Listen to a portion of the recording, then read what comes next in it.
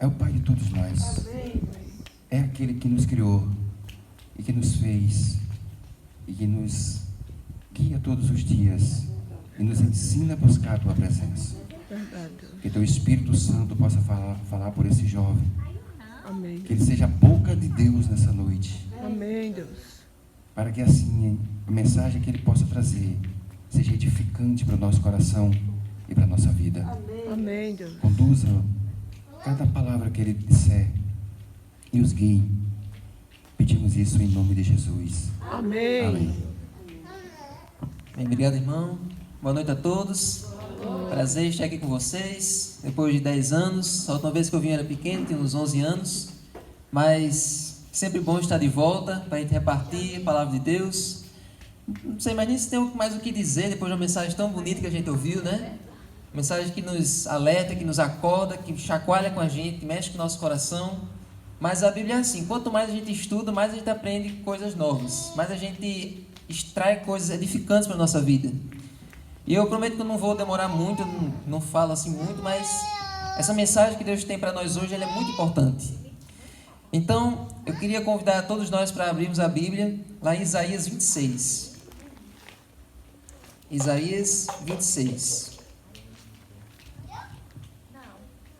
E antes eu queria fazer uma pergunta para vocês. Quem aqui sabe olhar, dizer a hora sem olhar no relógio? Sem olhar no celular, sem olhar ali no data show? Quem aqui sabe dizer a hora, o momento que nós estamos agora, sem olhar no relógio? Alguém tem essa habilidade? É. Só Jesus, né? Mas tem gente que nasce com a habilidade assim, única, de olhar para o céu e dizer mais ou menos que horas são. Tinha um homem açu, que eu não cheguei a conhecer, mas que os mais antigos conheceram, que ele era cego, ele era um homem cego, mas ele sabia dizer que horas eram, sem olhar, porque ele era cego, né? Todo mundo chegava para ele e perguntava, que horas são, Roque? O nome dele era Roque. E ele dizia tal hora, e as pessoas iam conferir e era aquela hora mesmo. O meu avô, ele já faleceu já, o pai do meu pai. Olha aí. Ele falava, ele estava no roçado, aí ele dava por tempo assim, iam pra casa, na hora do almoço. Chegava na hora do almoço mesmo, era meio-dia por aí. Ele olhava pela sombra, né, das coisas e já sabia. Então, os mais antigos, eles tinham esse conhecimento. E meu avô, ele tinha o conhecimento, só que não era com relação às horas. Eles olhavam assim para a multidão, tinha muita gente assim, e ele sabia dizer quantas pessoas tinha naquele lugar só olhando, sem contar de um por um. Ele Só, sabia sem das perguntar a horas ninguém. também. E Ele também dizia a as questão da horas hora. também. Ele sabia também. Pois é. Então hoje nós vamos ver uma história de uma pessoa que também tinha esse conhecimento do tempo. Que ele sabia a noção exata do momento que ele estava vivendo e das horas, do tempo. Então nós vamos aí para Isaías 26, ou melhor, Isaías 21, verso 11 e 12. É uma profecia que ninguém conhece. Eu acho que ninguém aqui já ouviu falar dessa profecia. Poucas pessoas já devem ter ouvido assim, muito raramente, porque Vocês combinaram para se agarrar com Isaías, foi? Vocês dois? O Alfredão tá aqui, viu? É, Alfredão. eu não sei se você também já conhece, não. Agora, Essa profecia de Isaías 21, ela está no meio aqui de outras profecias. Você pode conferir aí. Profecia contra a Arábia, profecia contra a Babilônia, profecia contra o Egito. E às vezes a gente lê no Reavivados, por sua palavra, a gente passa por esse capítulo, a gente passa por essa parte aqui, e a gente vai lendo assim e nem para refletir o que isso quer dizer. A gente só ignora, passa por cima. Mas esse verso 11 e 12 tem uma mensagem muito importante para nós. Tem tudo a ver com o que a gente está estudando hoje. Então vamos lá. Isaías 21, verso 11 e 12. Vamos ver se a gente entende. Profecia contra Dumá. Sentença contra Dumá. Alguém me chama desde Seir. Guarda, falta muito para acabar a noite? Guarda, falta muito? E o guarda responde: o dia vai chegar e também a noite. Se quiserem perguntar de novo, voltem e perguntem. Vocês entenderam alguma coisa desses dois versos? Deu para entender com o que ele estava falando, o que ele respondeu? Não deu para entender, né? São dois versos assim que parece que não tem propósito. Porque vocês que já leram profecias, vocês sabem que as profecias elas têm uma estrutura assim bem familiar. É sempre um juízo, é sempre uma advertência, é sempre uma linguagem assim, bem conhecida da gente. Só que esse verso 11 e 12, esse diálogo aqui, parece que não tem sentido. A pessoa chegou e perguntou para o guarda: que oração? Quanto falta para acabar a noite? E o guarda disse: a noite está acabando e já vai amanhecer. Qualquer hora que vocês quiserem perguntar de novo, podem vir e perguntar. Então, por que isso aqui é uma profecia? E o que isso tem a ver com a gente hoje? Primeiro a gente tem que entender quem eram esses guardas. Quem é esse guarda aqui dessa profecia? No tempo da Bíblia, as cidades, elas não são como hoje, que você chega e vai entrando na cidade. A gente chega e vai entrando em Santana do Mato, a gente chega e vai entrando em Açu. Não, para você entrar na cidade, você tem que passar pela muralha. As cidades, elas eram cercadas por muralhas altas e largas, que cabiam até casas em cima das muralhas. E para que serviam essas muralhas, vocês sabem? Para vigiar, para proteger dos inimigos. E o que é que ficava em cima dessas muralhas para vigiar a cidade? Os sentinelas, os guardas, exatamente. Então, quando vinha algum inimigo, quando vinha o exército ali dos inimigos para atacar a cidade, a função do guarda era tocar a trombeta e anunciar para quem estava dentro, se preparar para resistir ao inimigo, para lutar contra o inimigo. E a função do guarda também era descer, se o inimigo estivesse chegando, descer e ir buscar quem estivesse fora da muralha, dando bobeira, trazer para dentro da cidade para ficar seguro. Então esse era o trabalho do guarda: deixar todo mundo seguro, deixar todo mundo preparado. E o que é que acontecia se o guarda não fizesse o trabalho dele? Se chegasse o inimigo e ele não avisasse? Pegava todo mundo de surpresa, e o que é que acontecia com o guarda? Era morto, né?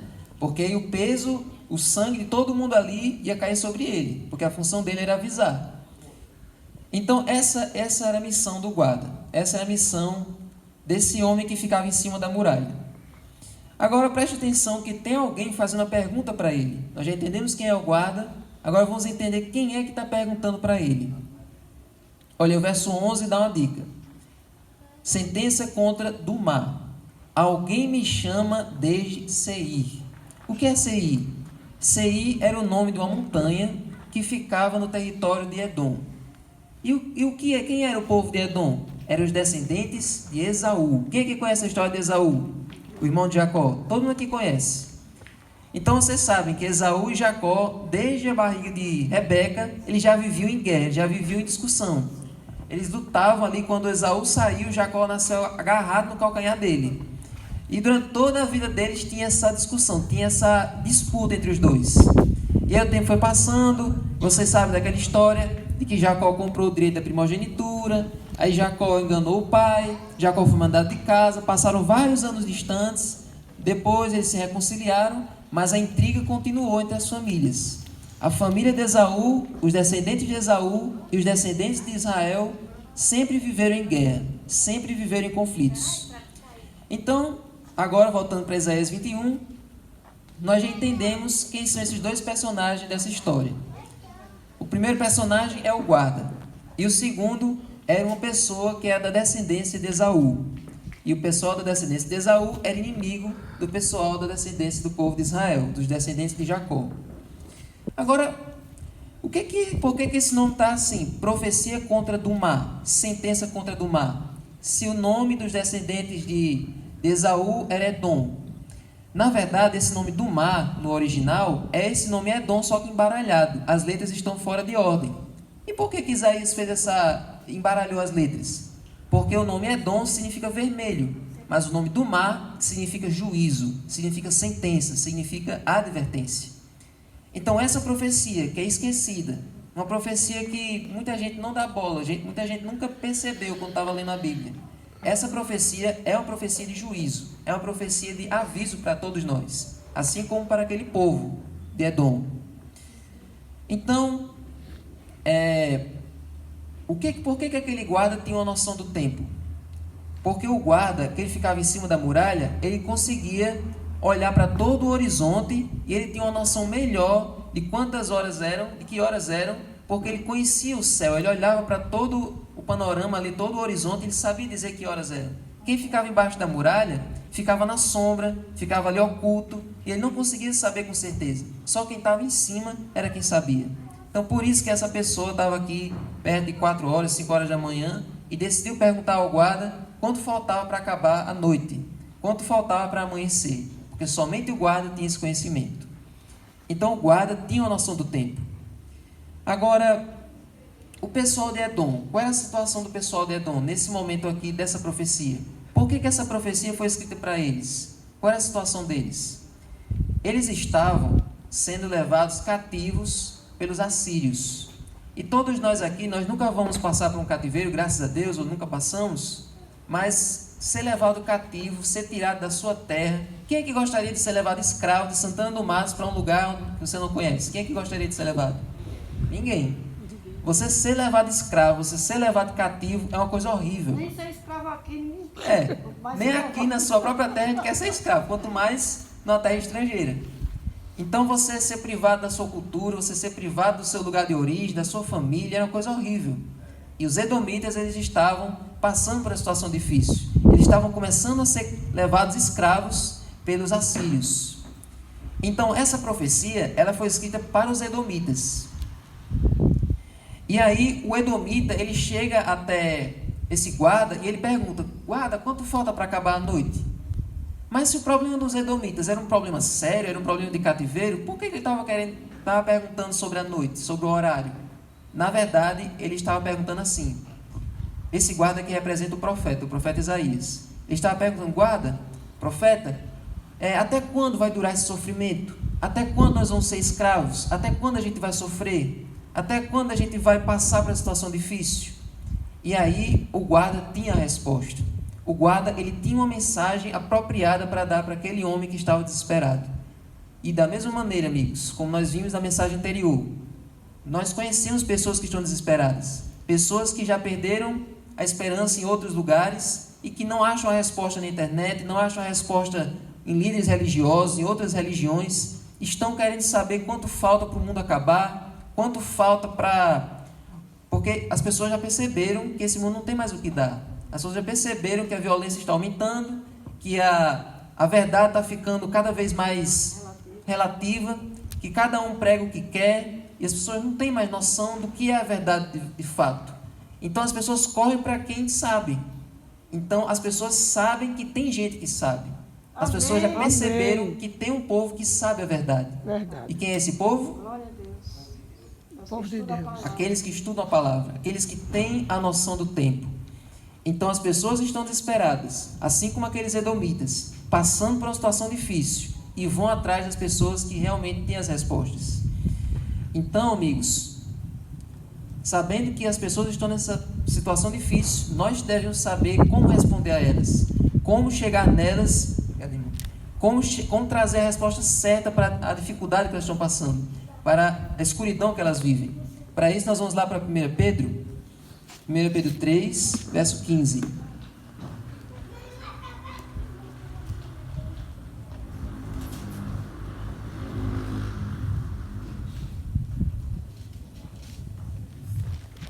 Olha o que a Bíblia diz. 1 Pedro 3, verso 15.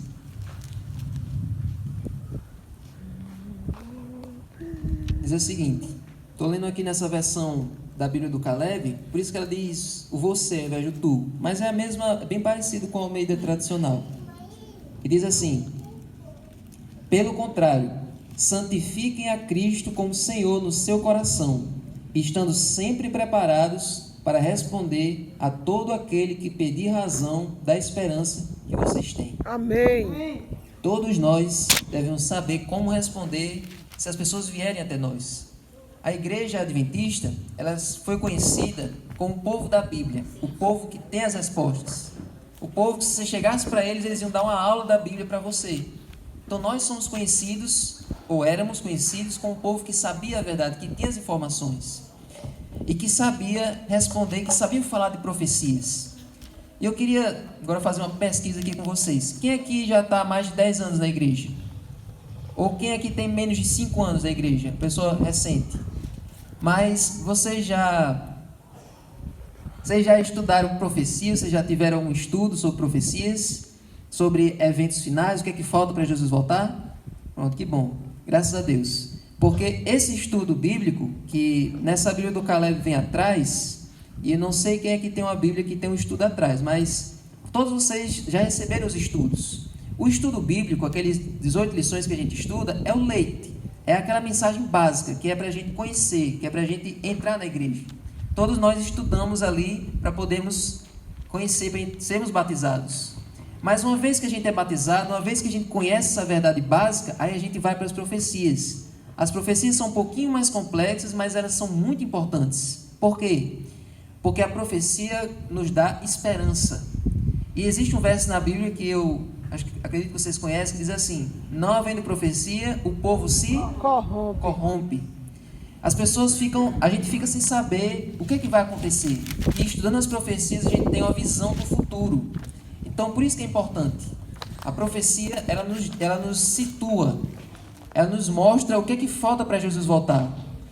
Então, todos nós sabemos que para Jesus voltar, precisa acontecer uma série de eventos, uma série de acontecimentos que nós precisamos nos preparar. Precisa o Espírito Santo ser derramado, e aí vai ter um alto clamor, aí tem as pragas. Nas pragas o povo de Deus vai ser perseguido, mas o povo de Deus não vai sofrer, porque os anjos vão estar aguardando o povo de Deus. Amém. E aí vai ter a volta de Jesus, tem o milênio, a destruição do mal, e enfim Deus vai criar um mundo novo para todos nós. Amém.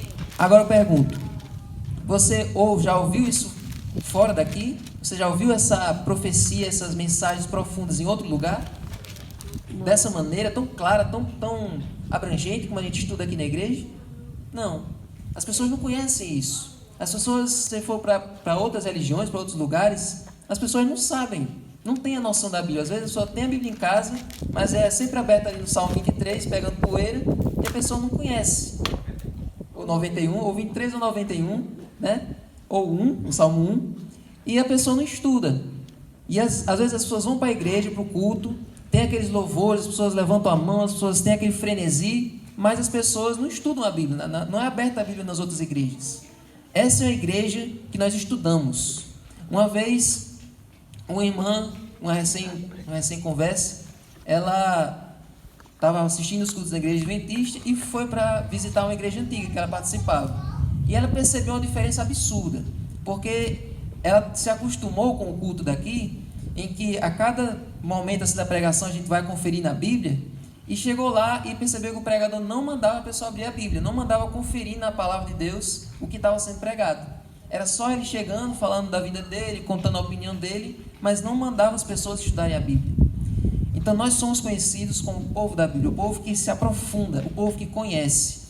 Eu tenho certeza que todos vocês que foram batizados, todos vocês que estão aqui, foram convencidos pelo Espírito Santo, pela verdade maravilhosa que vocês conheceram, Amém. estudando a Bíblia. Verdade, glória a Deus. Então nós nunca devemos nos contentar com o básico, com o simples, com a mensagem básica. Nós devemos nos aprofundar nas profecias para podermos explicar para quem nos perguntar. Saber responder da esperança que habita no nosso coração. Amém? Amém. Então, vamos ver a resposta do guarda? Porque nós vimos a pergunta do edomita, mas agora nós vamos ver a resposta do guarda.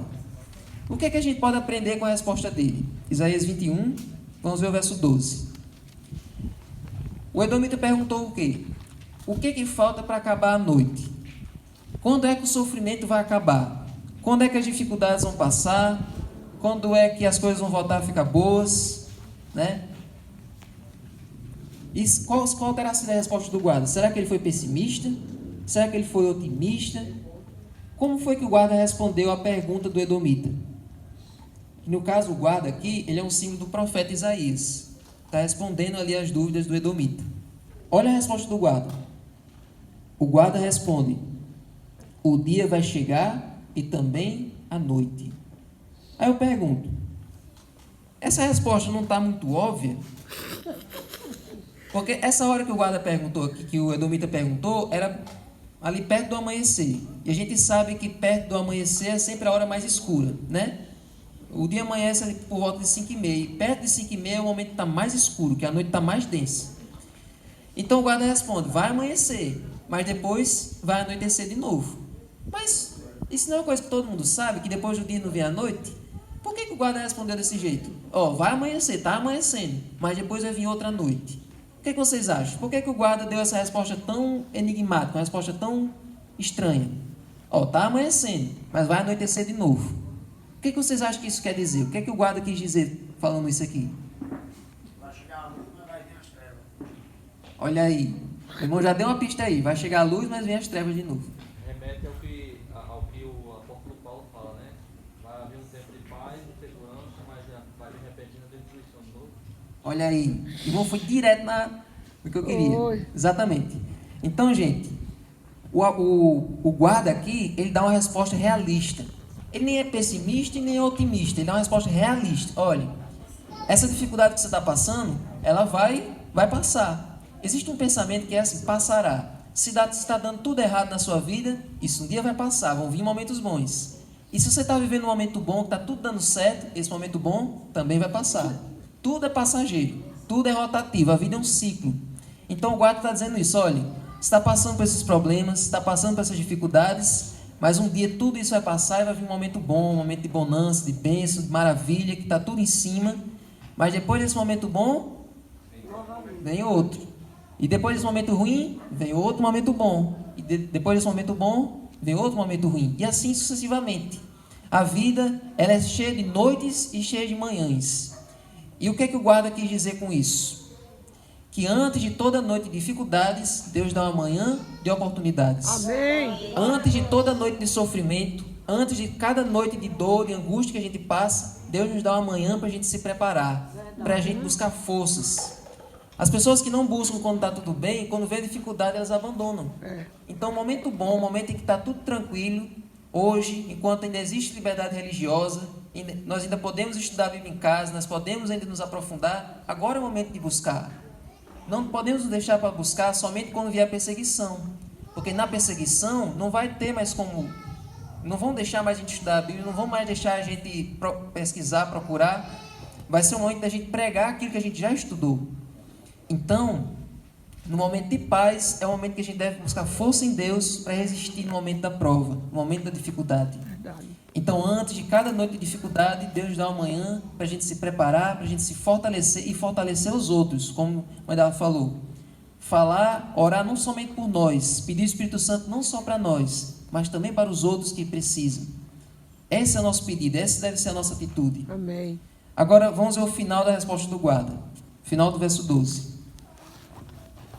O guarda responde: o dia vai chegar e também a noite. Se quiserem perguntar de novo, voltem e perguntem. O que vocês acham que o guarda quis dizer nesse final? Se vocês quiserem perguntar de novo, voltem e perguntem. O que vocês acham que o guarda estava querendo falar nesse finalzinho? Estou à disposição. Vocês podem vir, né? Vocês vierem perguntar agora, mas quando vocês tiverem dúvidas, podem voltar e perguntar de novo. Eu tenho uma resposta. Deus tem respostas. Cada pergunta que as pessoas trazem, Deus tem resposta. A Bíblia tem resposta. Cada dúvida que você tiver, pode vir perguntar de novo, que eu vou ter a resposta exata, a resposta adequada para o seu coração. É assim que a gente deve falar para as pessoas. E mais, além de respostas, Deus oferece graça, Deus oferece chances, Deus oferece oportunidades. Enquanto há vida, há chances. Amém. Amém? Vamos ler o que diz lá em Lamentações 3, 22, 23. Você está em Isaías, 2 livros para a direita. Lamentações 3, 22 e 23. É um dos melhores versos da Bíblia. Um dos versos que nos dá mais esperança. Embora seja um livro de tristeza, né, lamentações, mas é um verso que nos traz alegrias, que nos traz... Exatamente. Embora seja um livro triste, mas tem essa pontada de esperança aqui. Lamentações 3, 22 e 23. As misericórdias do Senhor são a causa de não sermos consumidos, porque as suas misericórdias não têm fim. Amém. Renovam-se a cada manhã. Oh, glória. Grande é a tua fidelidade. Amém. Glória a Deus. Então aqui Deus estava dizendo através do guarda para aquele edomita: olha, enquanto vocês estão vivos, existe esperança. A graça de Deus se renova todo dia para nós. Então, nós devemos pregar graça para as pessoas, mas também devemos pregar o juízo.